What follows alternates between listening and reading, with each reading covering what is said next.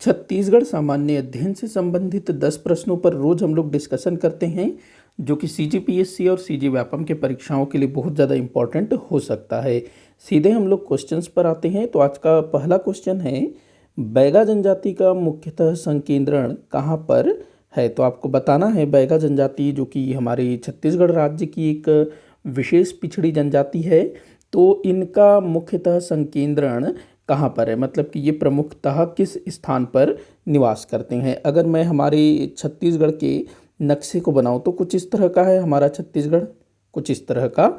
तो देखिएगा, जो बघेलखंड का पठार है, वो जो ऊपर वाला जो भाग है, इस तरफ का जो भाग है, ये बघेलखंड का पठार कहलाता है। मैकल पर्वत श्रेणी, तो जो मैकल पर्वत श्रृंखला है वो कुछ इस तरह का भाग है, इस तरफ का, मतलब कि हमारे छत्तीसगढ़ के पश्चिमी वाले भाग का। दक्कन ट्रैप, ये वाला भाग है दक्कन ट्रैप। उसके बाद हसदो नदी घाटी, हसदो नदी जिन क्षेत्रों में प्रवाहित होती है उसको हसदो नदी घाटी के नाम से जाना जाता है, मतलब कि कुछ लगभग ये वाला क्षेत्र हसदो नदी घाटी। तो जो बैगा जनजाति का संकेंद्रण है वो कहाँ पर है, हमारे छत्तीसगढ़ के पश्चिमी भाग में, अर्थात ये जो मैकल पर्वत श्रेणी है ना, यहाँ पर बैगा जनजाति का प्रमुखतः संकेंद्रण देखने को मिलता है। यहाँ पर कौन कौन से जिले आते हैं, तो राजनांदगांव जिला आता है, उसके बाद कबीरधाम जिला आता है, मुंगेली जिला आता है, गौरेला पिंडरा मरवाही जिला आता है। तो इन जिलों में बैगा जनजाति का संकेंद्रण देखने को मिलता है। आगे बढ़ते हैं अगले क्वेश्चन की तरफ। इसका आंसर ब होगा, मैकल पर्वत श्रेणी। अगला क्वेश्चन है, हरेली अमावस्या के दिन महिलाओं द्वारा कौन सी चित्रकारी की जाती है। हरेली अमावस्या, अभी कुछ दिन पहले ही हरेली अमावस्या हुआ ना, जो सावन माह के अमावस्या के दिन मनाया जाता है हरेली का त्यौहार। तो हरेली अमावस्या के दिन महिलाओं द्वारा कौन सी चित्रकारी की जाती है। तो इस समय जो है ना चित्रकारी की जाती है, तो उसको बताना है आपको। तो इस समय जो चित्रकारी की जाती है उसको बोला जाता है सवनाही। क्या बोला जाता है, सवनाही। ये भी जो है चित्रकारी है नोहडोरा, जो कि नए घर में प्रवेश के समय गोंड जनजाति की महिलाओं द्वारा बनाया जाता है। चौक भी चित्रकारी है, आठे कन्हैया भी चित्रकारी है, जो कि कृष्ण जन्माष्टमी के समय बनाया जाता है। आप लोग मुझे कमेंट करके बताइएगा कि अभी जो कृष्ण जन्माष्टमी कुछ ही दिनों में आने वाला है, तो वो किस तिथि को होगा। आपको जो है ना हिंदी जो महीने हैं उसके हिसाब से बनाना होगा। बाकी डेट तो आप लोग बता ही दोगे, लेकिन हिंदी में उसको क्या बोलेंगे, कृष्ण पक्ष, शुक्ल पक्ष, कौन सा महीना, ये आप लोग बताइएगा कृष्ण जन्माष्टमी के बारे में। तो ये सब चित्रकारियाँ हैं, तो इसका आंसर होगा सवनाही। अगला क्वेश्चन हम लोग देखते हैं, निम्न में से किस जनजाति को राज्य शासन द्वारा अलग से विशेष पिछड़ी जनजाति की श्रेणी में शामिल किया गया है। तो देखिएगा, हमारे छत्तीसगढ़ में ना जो 5 जनजातियां हैं, बैगा, बिरहोर, कमार, कोरवा और अबुझमाड़िया, इन 5 जनजातियों को भारत सरकार द्वारा, या कहें हम लोग राष्ट्रपति द्वारा, विशेष पिछड़ी जनजाति का दर्जा दिया गया है। लेकिन इन 5 जनजातियों के अलावा हमारे छत्तीसगढ़ शासन द्वारा, छत्तीसगढ़ सरकार द्वारा 2 जनजातियों को विशेष पिछड़ी जनजाति का दर्जा दिया गया है। एक तो है यहाँ पर भुजिया दिया हुआ है, दूसरा है पंडो, ये राज्य शासन के द्वारा। तो ये ध्यान रखेंगे, तो यहाँ इसका आंसर हो जाएगा भुजिया।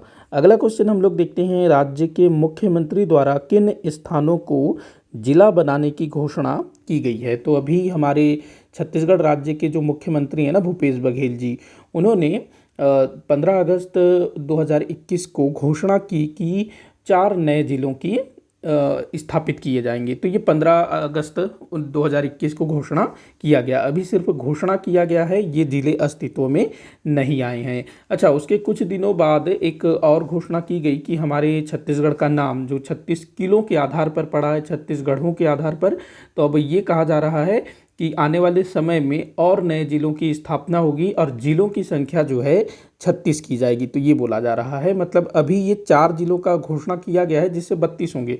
उसके बाद आने वाले समय में 4 और नए जिले अस्तित्व में आ सकते हैं। तो टोटल जिलों की संख्या जो है 36 करने का विचार है हमारे छत्तीसगढ़ सरकार द्वारा।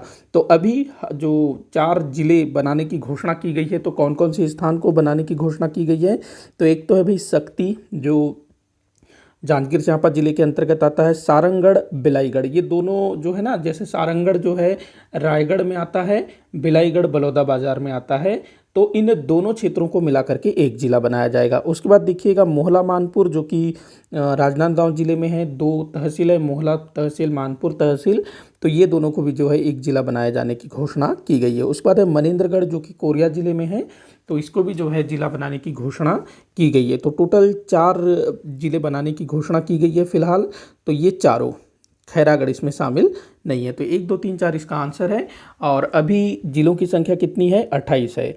और ये जिले अगर अस्तित्व में आ गए तो कितने हो जाएंगे? 32। इसके बाद फिर से बोला जा रहा है कि हमारे छत्तीसगढ़ का जैसा नाम है छत्तीसगढ़, तो 36 जिले भी होने चाहिए। तो आगे चल के और 4 जिले अस्तित्व में आ सकते हैं। तो ध्यान रखेंगे इस चीज़ को। आगे बढ़ते हैं अगले क्वेश्चन की तरफ। तो आंसर हो जाएगा आपका 1, 2, 3, 4 स। अगला क्वेश्चन है, निम्न कथन को पढ़िए। तो नीचे कुछ कथन दिया हुआ है। बस्तर की जनजाति में भतरा नाट प्रचलित है। तो जी हाँ, बिल्कुल, बस्तर की एक जनजाति है भतरा। बस्तर की एक जनजाति है भतरा, जिनमें भतरा नाट का प्रचलन देखने को मिलता है। बिल्कुल सही कथन है। अगला क्वेश्चन है, भतरा नाट की कथा वस्तु पौराणिक कथाएं हैं। तो बिल्कुल सही, जो पौराणिक कथाएं हैं, चाहे रामायण से उठा लो, महाभारत से उठा लो, तो उसका ये लोग जो है उसको करते हैं, मतलब उसका अभिनय करते हैं। अगला दिया है, भतरा नाट के सभी कलाकार पुरुष होते हैं। जी हाँ भाई, भतरा नाट के जितने भी कलाकार होते हैं सभी पुरुष होते हैं। या इसको हम लोग कह सकते हैं कि भतरा नाट में महिलाएं शामिल नहीं होती हैं। भतरा नाट में अगर कोई महिला कैरेक्टर होता है तो उसको भी पुरुष द्वारा ही निभाया जाता है। तो इसका आंसर हो जाएगा आपका 1, 2, 3, मतलब तीनों कथन सत्य हैं। तो 1, 2, 3 यहाँ पर सही है, तीनों कथन सही हैं। अगला क्वेश्चन हम लोग देखते हैं,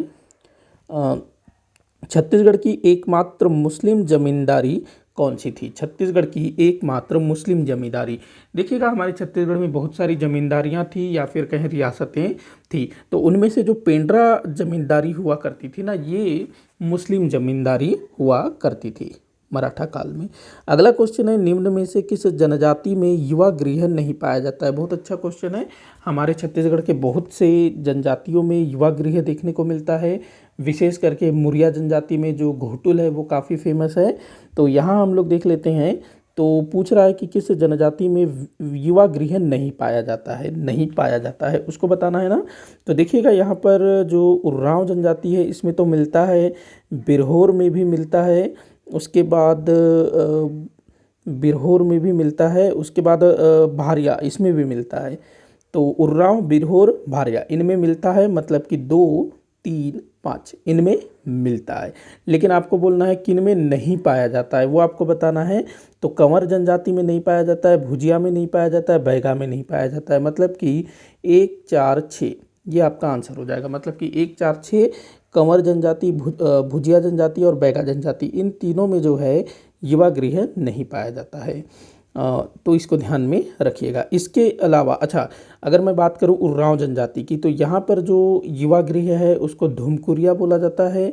बिरहोर जनजाति के युवा गृह को गीतियोना बोला जाता है। और भारिया जनजाति के युवा गृह को रंगबंग कहा जाता है। इसके अलावा और भी जनजातियों में युवा गृह हैं जिनके बारे में आप लोग नीचे कमेंट बॉक्स में बताइएगा। तो इसका आंसर हो जाएगा 1, 4, 6, 1, 4, 6 ब इसका उत्तर होगा। अगला क्वेश्चन है, निम्न में से किनका जन्म राजस्थान के बीकानेर में हुआ था? तो इनमें से किनका जन्म राजस्थान के बीकानेर में हुआ था, यह आप लोगों को बताना है। तो देखिएगा, बीकानेर में किनका जन्म हुआ था? राजस्थान के बीकानेर में। तो इसका आंसर होगा यति यतन लाल, यति यतन लाल जैन, इनका सरनेम जैन है। तो इनका जन्म कहाँ हुआ था? राजस्थान के बीकानेर में। वहीं अगर हम बात करें मिनी माता की, जो हमारे छत्तीसगढ़ की पहली महिला सांसद थी, इनका जन्म असम में हुआ था। ई राघवेंद्र राव, इनका जन्म हुआ था नागपुर में, जो अभी महाराष्ट्र में है ना। तो नागपुर में एक स्थान है आमठी करके, सॉरी कामठी, कामठी नागपुर में, नागपुर के निकट एक स्थान है कामठी, यहाँ पर जो है ई राघवेंद्र राव जी का जन्म हुआ था। उसके बाद यति यतन लाल, इनका तो मैंने बताया ना, बीकानेर में इनका जन्म हुआ था। उसके बाद स्वामी आत्मानंद, अभी स्वामी आत्मानंद काफ़ी मतलब चर्चे में है ना। जो आत्मानंद इंग्लिश मीडियम स्कूल चल रहा है जिसमें भर्ती प्रक्रिया भी चल रही है शिक्षकों की, तो स्वामी आत्मानंद, इनका जन्म हुआ था रायपुर के मांढर में। तो ध्यान रखेंगे इन सबको। तो इसका आंसर है यति यतन लाल। आगे बढ़ते हैं अगले क्वेश्चन की तरफ। सिडोली नामक मृतक संस्कार है, माफ़ी चाहूँगा संस्कार हो गया है ये। तो सिडोली नामक मृतक संस्कार प्रथा किस जनजाति में प्रचलित है? तो भाई ये कोरकू जनजाति में इसका प्रचलन देखने को मिलता है। आगे बढ़ते हैं अगले क्वेश्चन की तरफ, जो कि इस वीडियो का आखिरी क्वेश्चन होगा। निम्न में से किसका कार्यकाल 5 वर्ष का होता है? तो भाई देखो, जो ग्राम पंचायत है ये 5 वर्ष का होता है, जनपद पंचायत भी 5 वर्ष का होता है, जिला पंचायत भी 5 वर्ष का होता है। लेकिन ये जो ग्राम सभा है इसका कोई मतलब ये स्थायी होता है, ये स्थायी होता है, ये कभी विघटित नहीं होता है, क्योंकि जो ग्राम के जितने भी वयस्क लोग होते हैं सभी ग्राम सभा के सदस्य होते हैं। तो ये स्थायी होता है, कभी भी ये भंग नहीं होता है, एक स्थायी संस्था होता है। बाकी जो ग्राम पंचायत है, जनपद पंचायत है, जिला पंचायत है, ये सब जो हैं 5-5 वर्ष के लिए गठित होते हैं। 5 वर्ष के बाद स्वतः ही इनका जो कार्यकाल है, समय है, वो समाप्त हो जाता है। तो क्या बोल रहा है, किनका कार्यकाल 5 वर्ष का होता है? तो आपका आंसर हो जाएगा 2, 3, 4। 2, 3, 4 मतलब ब इसका उत्तर होगा। इसी के साथ आज का ये वीडियो यहीं पर समाप्त होता है। आप लोग मुझे कमेंट करके बताइएगा कि आपसे कितने क्वेश्चन सॉल्व हुए। किसी भी क्वेश्चन में कोई भी डाउट हो तो ज़रूर बताइएगा। वीडियो को आखिर तक देखने के लिए बहुत बहुत धन्यवाद।